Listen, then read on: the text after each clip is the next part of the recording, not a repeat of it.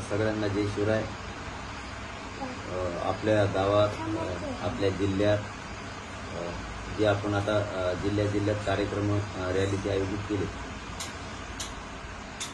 कोणत्याच बांधवांना प्रत्येक जिल्ह्यातल्या म्हणजे जे मराठवाड्यातल्या 8 जिल्ह्यात आपण कार्यक्रम ठेवले त्यातल्या अंतरवालीकडे येऊ नका। आपण आपल्या गावातच सगळेजण तयारी करा, मीच तुमच्या जिल्ह्यात येणार आहे। आपला दौरा पाठीमागच्या व्हिडिओत माझ्याकडून थोडं चुकलं होतं सांगण्यात, ते आज मी बघितलंय, तारीख चुकली होती।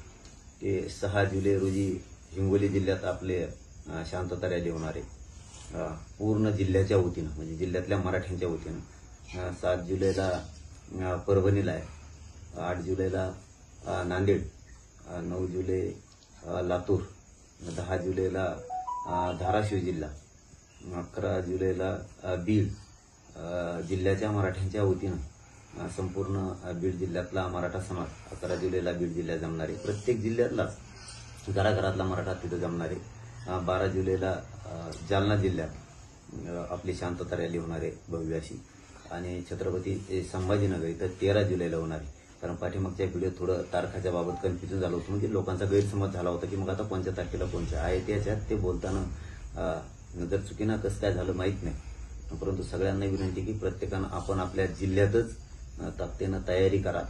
कुणीही अंतरवालीकडे येऊ नका, कामधंदे उरून कुणीही अंतरवालीकडे नाही यायचं, आपले कामं उरकून घ्यायचे आपण आपल्या तारखेच्यात। आणि घराघरातल्या प्रत्येक मराठ्यानं जिथं जिल्ह्यात आपला कार्यक्रम ठरलाय त्या ठिकाणी सगळ्या जिल्ह्यातल्या मराठ्यांनी एकाच दिवशी एकाच वेळेस एकदाच एकत्र यायचे आणि आपल्या मुलांसाठी आणि आपल्या जातींसाठी आपल्याला मराठा बांधवाला पुन्हा एकदा शक्ती दाखवायची। एक दिवस सगळ्यांनी काम बुडायचं, पण आपण आपल्या जिल्ह्यात असणाऱ्या तारखेला सगळ्यांनी उपस्थित राहायचे।